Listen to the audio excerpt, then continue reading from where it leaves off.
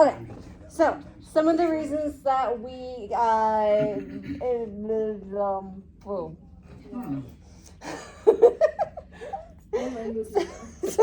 of the reasons why we try to do impression management include a lot of the things that you guys just talked about. One of them is to start and manage relationships. So you try to control how people view you, especially first impressions I heard you guys talking about, because you want to try to start a relationship with them. Again, doesn't have to be intimate, but it could just be like any kind of friendship type relationship, even an acquaintance, work-friendly relationships, all of those fall into this category. We also want to be able to gain compliance over others. So we are controlling how we look and how other people perceive us for that sense of control of the situation. Another reason why we might do it is to save our face, but also the face of others. And so we don't want other people to feel uncomfortable around us, because then that makes us feel uncomfortable or they perceive us in a negative way. So we want ourselves to feel comfortable, and we want other people to feel comfortable as well. And then one that you guys did not mention was to explore new selves. Have you ever tried to reimagine yourself? Maybe try out a different style, maybe start hanging out with a new group of people. Anytime that you try to reinvent yourself is another way of impression management, okay? So we did talk about this one last class. That is self-fulfilling prophecy. There are 4 stages. I can't remember which one said it, but one of you did. So the self-fulfilling prophecy, what is it? Do we know? Are you talking like in a mythological sense, or like in a sense, like in what sense are we talking about it? Just like the definition of it. Oh, it's a prophecy that once it's given leads through attempting to avoid it, you then fulfill it. A classic example is, say, the story of Perseus. In the Legend of Perseus, his father was Zeus, his mother was a princess. So the king went to an oracle, and the oracle said that his grandson would destroy his kingdom, ruin his kingdom. And so to prevent that, he locked up his daughter in a prison to prevent her from having any children and thus avoid the prophecy. And due to that, Zeus found her in the prison, went down as a stream of golden dust, because he's a god, he can fucking do that, I don't know why. Impregnated her, and then she taught her son to resent his grandfather, the king, and he eventually took his revenge after a lot of adventures. Wow. All right. Well, thank you. Yeah. All right. Very Game of Thrones. That's like tame for Greek mythology. So Did you have something to add? A more modern example would be like, we talked about, you say like I'm bad at math. Like if you like just tell yourself you're going to fail at this math class that you're taking, and you start like you subconsciously start not putting in as much effort because you've resigned to the fact that you think you're going to fail anyway. You end up failing because you didn't put in the effort you needed to pass. Absolutely. So yeah, there are actually 4 stages of these self-fulfilling prophecies. The first is going to the oracle. Yeah, the oracle. So that is 1. Holding the expectation. I believe that this is going to happen, right? And that is for yourself or for others. And then because we hold that belief, we act accordingly. I suck at math, therefore I'm not going to study for the quiz. And so because we act that way, it then comes to pass. We didn't study, and so we fail the quiz. And thus, Confirmation. yeah, reinforcing the belief.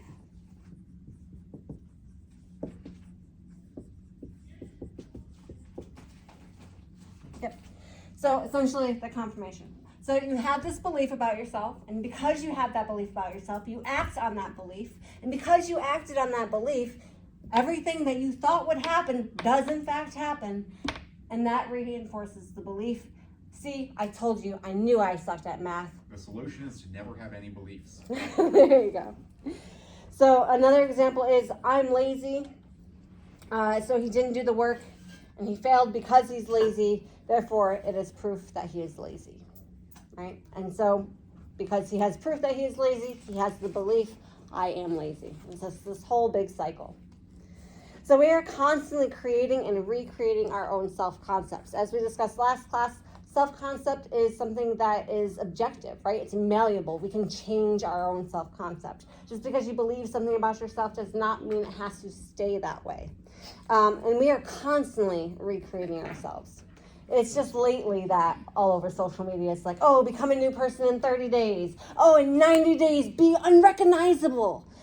This has been going on for as long as humans have walked the earth, right? And this is not a new trendy thing. It's just Changing becoming. yourself or the con men? What's that? Which has been going on? Changing yourself or the con men? Reinventing yourself. Change Gotcha. magazine. The con men have been going on? No, not necessarily. Because, a lot of cons are very going into that chamber one-standing. and make famous to find Extorting her people is very profitable. Yeah, absolutely. So there are two different types of self-fulfilling prophecies. There are self-imposed prophecies, the beliefs that we have about ourselves.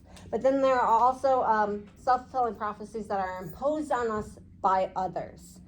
So there was this study done by Robert Rosenthal and Leonore Jacobson, and it's called the Pygmalion in the Classroom.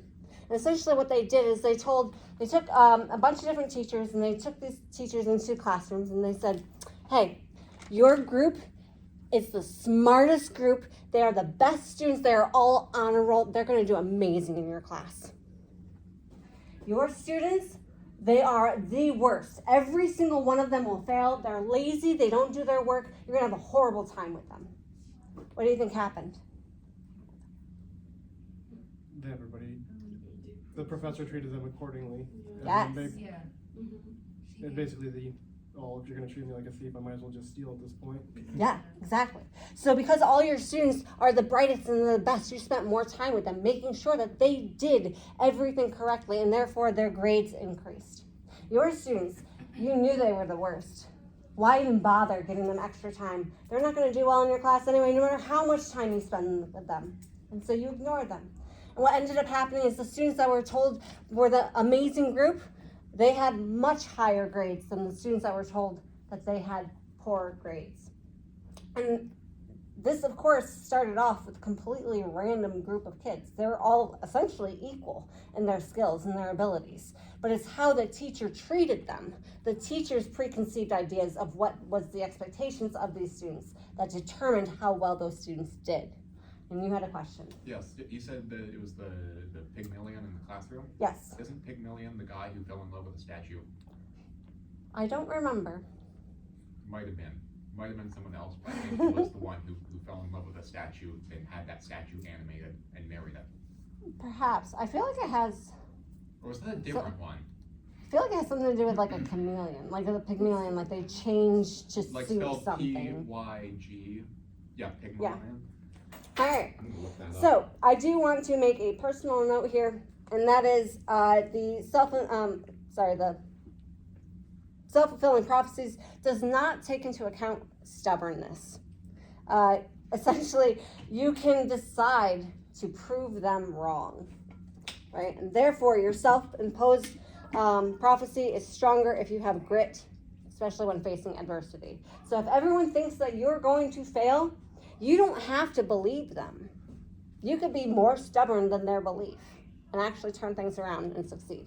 Yes?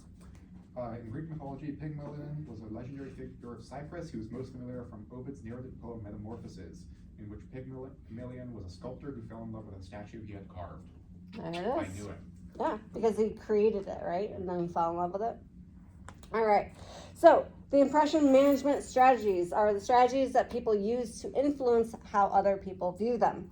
We'll get into that later, I think, in a different class. There is the perceived self. I can skip this part too. Yeah, so essentially your perceived self is a, think of the who are you activity that we did. all of that is your self-concept, but it's also how you perceive yourself. At one point, I did ask you, how would other people describe you? Now, the question that you can ask yourself is the way I describe myself the same or different than how other people would describe me? Right? And that's actually a good indicator of how well you think you feel understood and seen as a person. Yes? The question I would ask myself is, how well do I understand other people around me to understand how they understand me? Yeah, absolutely. It kind of goes back and forth, right? So there are 3 ways to have face-to-face impression management. One is your manner, which is your words, your nonverbal actions, essentially your bedside manner. Your appearance, whether you're using personal items to shape an image, and the setting, physical items to influence others' perspectives, such as your car, your house, color, artwork, music, environment, and surroundings. So essentially, even our preferences and our likes and our dislikes are, in a way, impression management, right? Even us sharing what our favorite ice cream was or our favorite TV show, you almost get that sense of classroom approval when you say something. Everyone's like, yeah. Jokes And on it makes all you the feel other people. good, right? Jokes on everyone else. I didn't know a thing about what the movies and TV shows they said. One thing I've noticed is that even if like the majority of the students say like the same answer to something, and people are like, yeah, that's my favorite too. That's my favorite too. Yeah, that's my favorite too. And then someone says somebody else, and they're like, oh yeah, I forgot about that one. It's like, yeah, I like that one too, right? And so even sharing your own preferences kind of indicates that connection with others, and it helps you kind of improve your standing. I've never had somebody be like, ew, like gross, that kind of ice cream is disgusting. I've never heard somebody say that. And that in itself, the holding that like disgust back, even that is a form of impression management. Yes. I know a good example of the ice cream though. There is one flavor that I feel like everyone will say ew about. Okay. Let's It's see. ranch flavor ice cream. Oh. Ew, Someone actually I made love that. ranch. That sounds disgusting. Really? Ooh. Somebody But yeah, actually see, got even the boring. shared disgust is kind of a connection. Yes. Did you remember to put in the maintenance request to fix that I flaw? do not. Okay, Okay, now let's talk about the onion method. I know, I've been building up this onion method. I feel like at this point, I better not talk about it because you guys are just going to be disappointed. Oh, I'm already going to be disappointed. Don't worry. All right, so here is an onion. That's a circle. It is. Speaking of movies, Glass Onion's really good. And you know what's even more You guys disappointing know? about this? You guys There's, see them? They're really enjoyable. it doesn't even have layers on my drawing. Anywho, so the self-disclosure in relationships, that's essentially what this is showing. It's how much we disclose information about ourselves. So if somebody is just a casual acquaintance versus an intimate partner, you are going to share very different information with them. So when you are sharing just general overarching information, not very deep, just kind of like, oh, this is where I'm from, and yeah, you know, I have 2 cats. Like, it's not super personal. It's not going very deep. It's just a lot of breadth. So it covers a wide area, but it stays pretty shallow. Small talk, if you will. However, there are some relationships that have a lot of depth.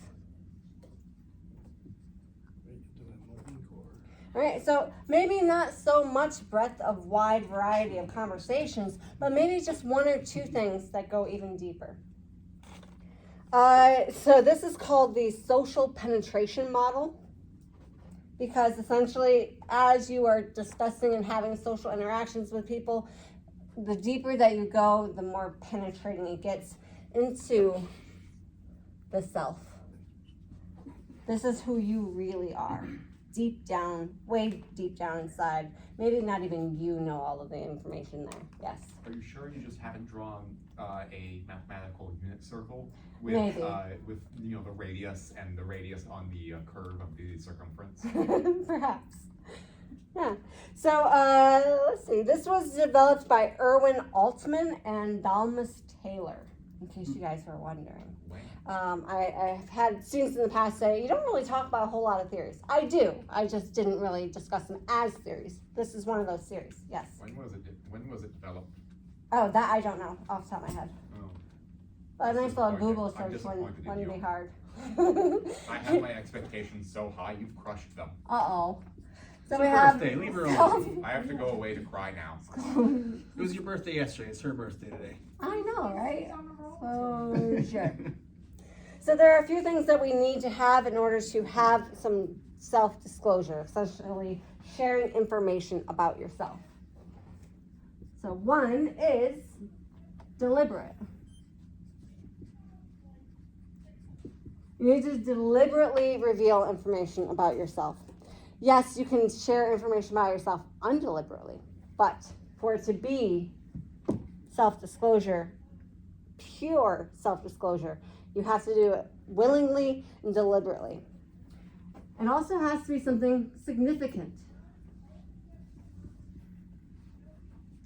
Not just my favorite ice cream is mint chocolate chip, but maybe something that goes a little bit deeper. Because I'm allergic to chocolate, for example. That goes a little deeper. And it's Mint chocolate also has chocolate in it. something that's not normally known.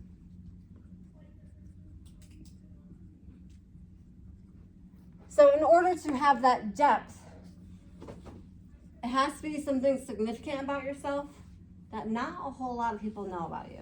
So if everybody knows that you have 2 cats and one of those cats has an extra thumb, but everybody knows that, it's not really disclosing anything. It's not creating that significant impact, right? So yeah, as far as the onion, because it's not really on my paper, but we have different layers.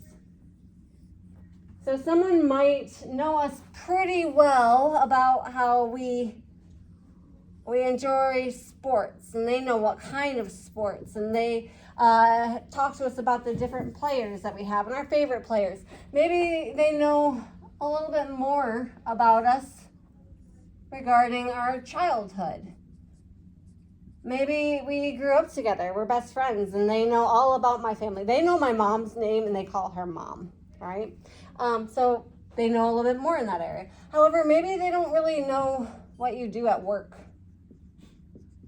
They know where you work, but that's about it. They don't even know what your title is. Like, it's just kind of like, you gotta work tomorrow. All right, cool. Have fun. No idea what you do, right? So we can have different depths in different areas of our life as well. I mean, I know we talked about this before, but trauma dumping.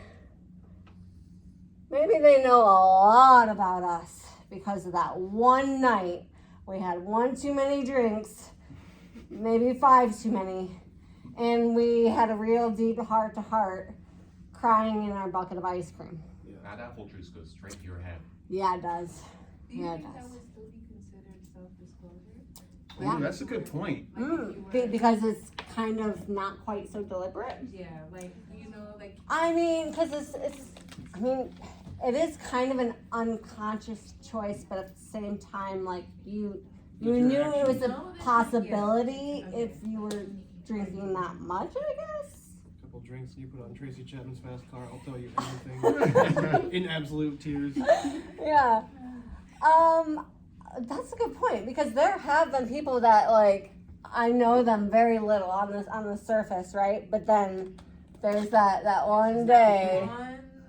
That one day. that you find out, but it's like, see, but if we didn't drink that day, you know, like, you probably wouldn't know that about me, you know? Yeah. Or it would take longer, or, you know, I don't know. And Mhm. that could be a whole class because people say like, oh, when people drink, they show them true selves. But I don't That's Yeah. always think that's true. Yeah, I was saying that's true, as in that's true that people do say that. Right. Not that it's a true statement. Well, just lowers your inhibitions. That doesn't necessarily mean define you as a person. It just means that, like, hey, you wanted to try or do this thing, and you just finally went for it because you didn't have those Mhm.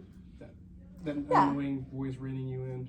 Yeah, like when I was a drinker, I don't drink anymore, but when I was a very shy person. I didn't really talk to people very much. I was just like very reserved. Nobody really knew a whole lot about me. But then when I drank, I was like a social butterfly. And I would be like, I'd be talking to you for like 5 minutes, I talk to you for like half an hour, and then I talk to you for 10 minutes, and I jump over here, and then I come back over here, and I talk to everybody, and everybody was my friend. I was all huggy and touchy. Normally, I was just like, don't touch me. Like, I don't want to talk to you. And every night, I would go out to the bar. Not every night I would go out to the bar, but every time I went out to the bar. You went to the bar every night? But every time I went to the bar, when I got there, I would be very quiet, very reserved, and I would use alcohol as a social lubricant, It if is a you social will. lubricant. By the end of the night, I'm sitting there dancing with everybody, Yeah. right?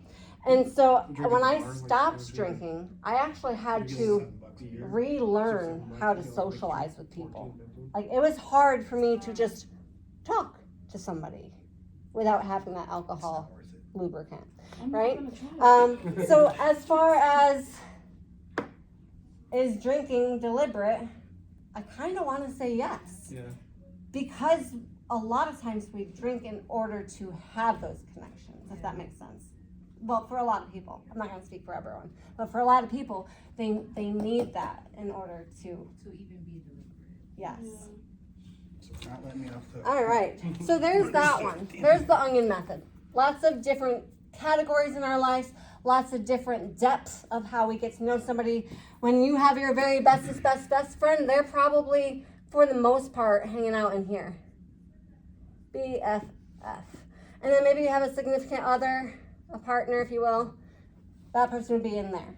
And then maybe you have your friends, or your, we'll say family. People who know you but don't really know you, if you know what I'm saying. Yeah. And then you have like your work and acquaintances, right? So most people tend to be at different levels in different areas of our life, but they also tend to be pretty close to us in different ways as well. Okay, so that part's done. There's the onion method, yay! Yeah, so stratified. About Shrek. I said that last class. People are like onions. More parts. They got layers. But I'm recording this. And they taste horrible. And I'm not copywriting. I'm not violating copyright. Okay, so the next thing is we have to take into consideration the Johari window. You want to guess who created it? Johari. Johari. John Johari. President of Johari. Johari window. Joe Johari? You want to guess why it's called the Johari window? Because it's a graph, a chart that looks like a window. Yeah, it looks like a window. It's totally to the different walls. Because Punnett Square was already used. Yeah. All right. So with this window, it's kind of like a window to see into somebody. We'll think of it that way as well. It could be metaphorical. It doesn't have to be literal. All right. So this little window, think of it like this: to self, to others. All right. And so we have different categories here. There's known and unknown. And known and unknown.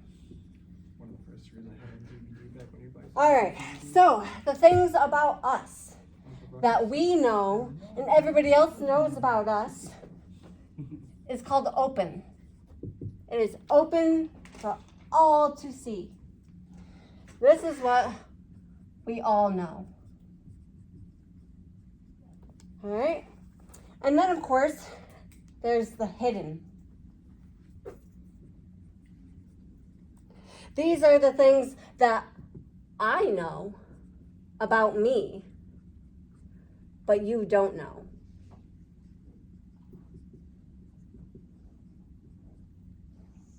Okay?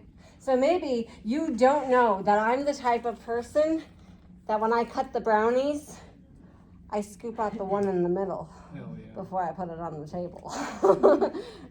And then I give you an outside piece. Right? I know that about me, but you don't know that about Well, we me. know that about you now. Well, It's maybe no you also longer don't there. know that I pick my nose in the car. We also know that now. It's in the open now. Uh-huh. It's on film. All right. I've been recording this whole time. You've been recording this whole time. I have been, yeah. It's called Alright, so corroboration. now the next thing is Two-party. blind. So these are things that you know about me that I don't know, that I'm not aware. Like your age.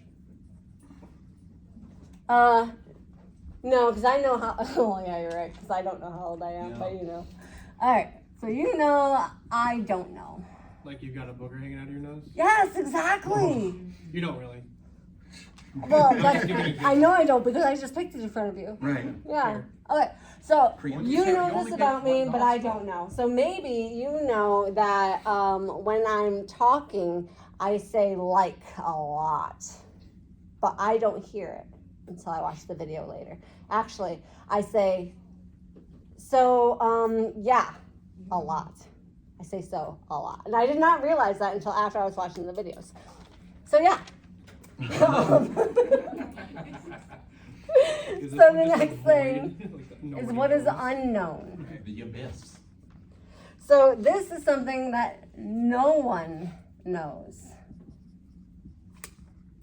I don't know it, and you don't know it. Who knows So nobody knows. Maybe this is something from an experience from my childhood that makes it so I'm constantly striving to be better because of some unknown reason that I've blocked out. Right? It's kind of like the unconscious mind. So this is the unconsciousness. So if it's something that could be like uncovered in therapy, is it still, I mean, obviously it would move, but That would then move into, it could start there, Yeah. right? so it actually move It doesn't have into to stay unknown. probably unknown. I know you don't know. I mean, my therapist would know, Just a great queen of but you wouldn't know, right? So yes, information can change. But I mean, once we all know, you can't unknow it. Unless you like move somewhere and then no one will know it. Yes. Nice example. Yeah. Say I want to recreate myself so when nobody knows who I am, Well, the I people could just who move. left behind would still know. Yeah. They wouldn't forget. they would magically. know, but They just out wouldn't of be around sight, you. out of I'm mind. pretty sure people stop existing. And what were in you that saying? room. Yeah, object permanence is hard. That's how I live my life. Mm-hmm. Ooh, amnesia. Yeah, you could absolutely do that. Take a crowbar to the head of everyone you want to forget about Just something. full Uh-huh. memento. Or maybe everyone else gets amnesia. It's amazing what people forget. No, I thought that was a good example because I originally moved somewhere from a very country place to here. Oh. It's a good example. Mm. Hey, you All said right. 400 bucks. So there's that. So there are benefits and risks of self-disclosure. For example, once you share information with somebody, you can't take it back, right? So you want to be cautious about how much you self-disclose and who you self-disclose to. Maybe you can't, but I can. I have methods. There you go. All right, so there are some pros and cons to self-disclosure. Some of the pros include catharsis, right? It feels good to let that out for somebody else to know, somebody else to help you carry that burden or whatever that secret might be, right? Sometimes it feels good to walk into a place and everybody knows your name. Cheers. Yeah? I know, I make a lot of references to it. So the catharsis is a mental... Is that because you were always in a bar? Every day I said. So there's a lot of mental and emotional release when you finally disclose some of this stuff to somebody. That's why we do trauma dump. Is because it's just taking that heavy burden that we're carrying and laying it at somebody else's feet. It just feels like, oh, I can let it go now, right? Because we've talked about it. There's also reciprocity, which is basically that give and take. So this is actually one of the things that I use in my teaching. I use trauma-informed pedagogy. One of the reasons why I share a lot of personal information about myself is so my students can feel comfortable coming to me about their problems as well. And it helps me meet them on a different level and help them meet their educational goals because we have that more personal connection. I've shared my story. They know what I've been through, and so they can relate to me. That's Right. why you that girl. So there is this kind of give and take. And then there's also self-clarification.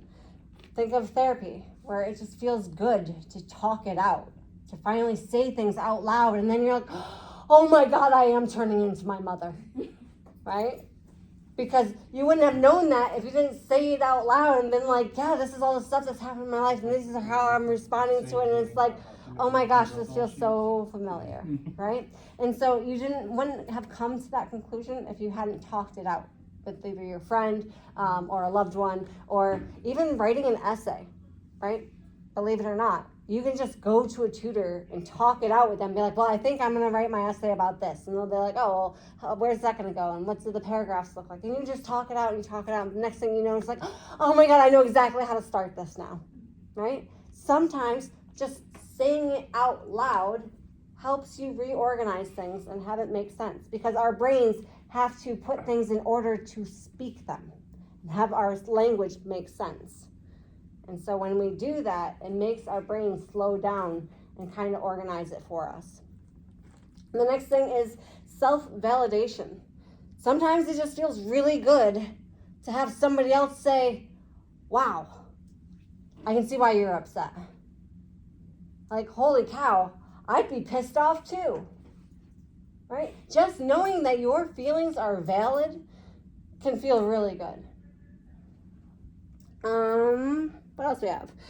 You can use it to build and maintain relationships. The only thing I dislike about this class is that, well, when I was using the textbook anyway, was that it showed you all of the different tools and techniques to start relationships, but at no point in time does it give you any information about maintaining those relationships. It can explain in a very educational way the stages of a relationship and how to resolve conflicts, but it doesn't say, well, what do you do when you've known somebody for so long that you have nothing else left to talk about?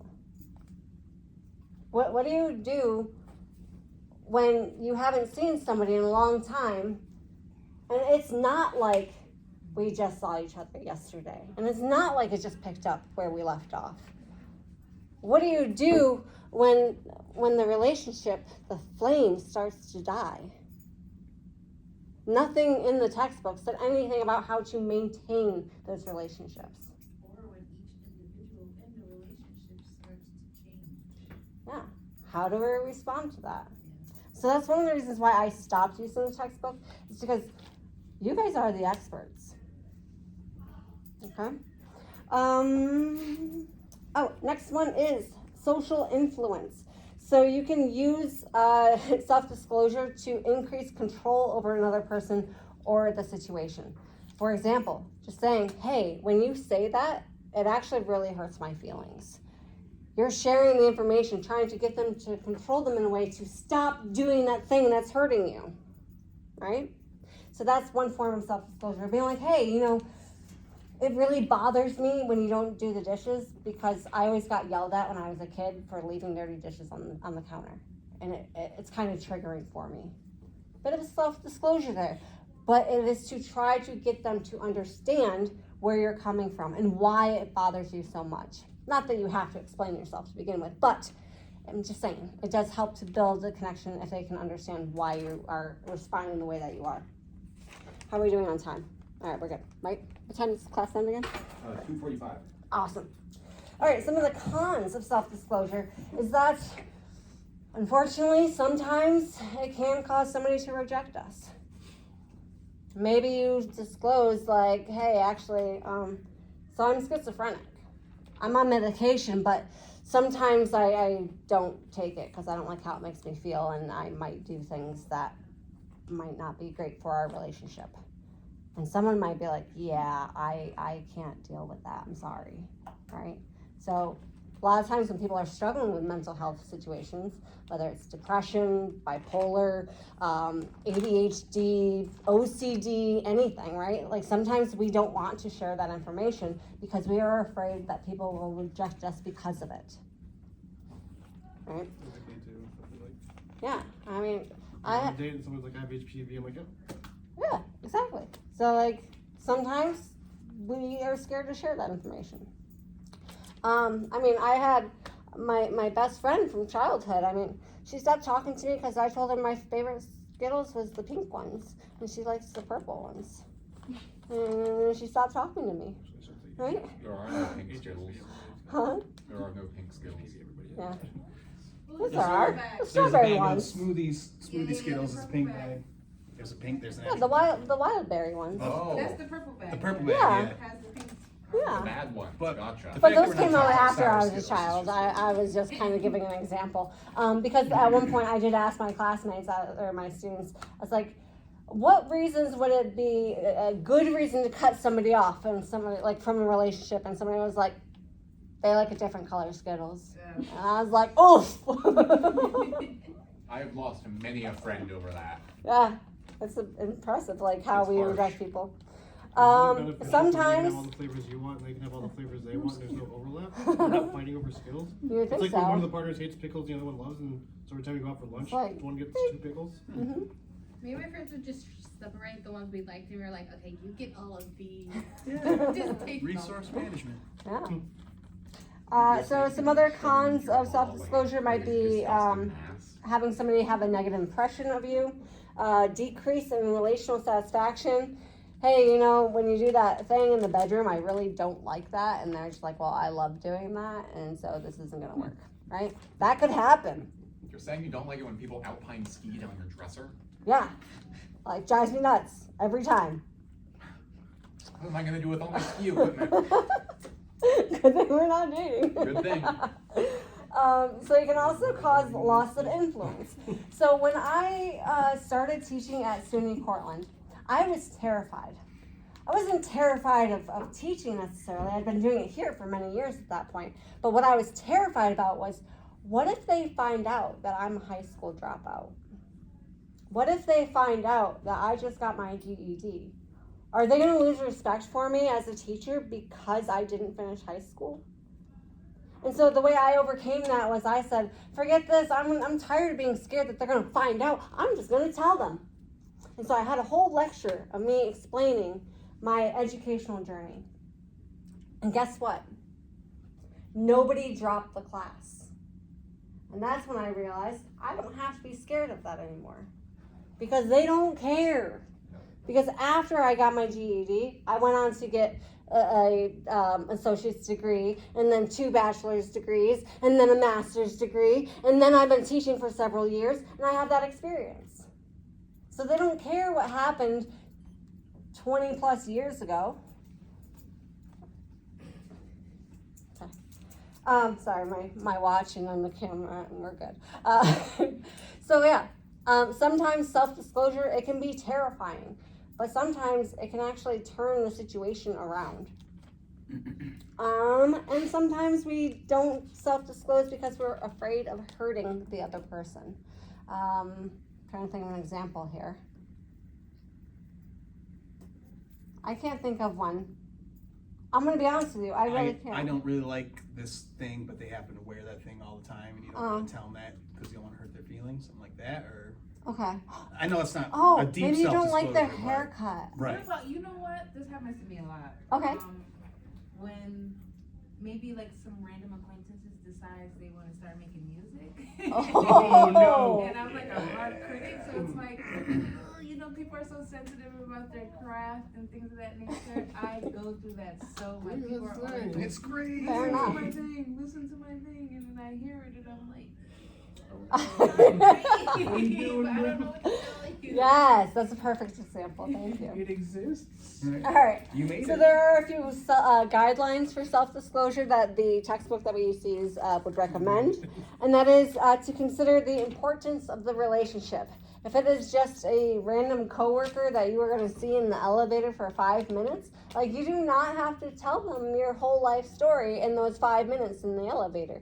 And hopefully you're not stuck in an elevator for 5 minutes with somebody, because even that 10 seconds of going from one floor to another floor is like, oh my God, why won't these doors open, right? But you don't have to share your whole life story with them, okay? Also, consider the appropriateness. Think of TMI. Consider the risks and if it's reasonable. We already talked about some of the cons. Is it worth it, right? Is it constructive? Or is it more just kind of like crying because you had too many drinks? Is it reciprocated? So one of the things that a lot of people do, especially people who tend to be more emotional, manipulative, they will hear everything that you have to say about your traumatic experiences in your childhood and everything, but sometimes they won't share anything about themselves. So are you the one doing all of the talking? Are they just collecting information about you to use against you later? Or are they also sharing information about themselves? Or are you sharing to make them share even though they're not comfortable with it? That's true. You have to consider like the appropriateness of it as far as what is your intent behind the sharing. Yeah, very nice. Which brings us into the last one. Make sure you are doing it ethically and morally. You have a moral obligation to not overshare information just because it makes you feel better, right? We want to make sure that we are following all of the rules that we discussed in the trauma dumping versus the venting, right? All right, there are some alternatives to disclosure, such as silence. You can just be quiet. You can sit in that quiet and be comfortable with that quiet. Depeche Mode has a whole song about this. Yeah.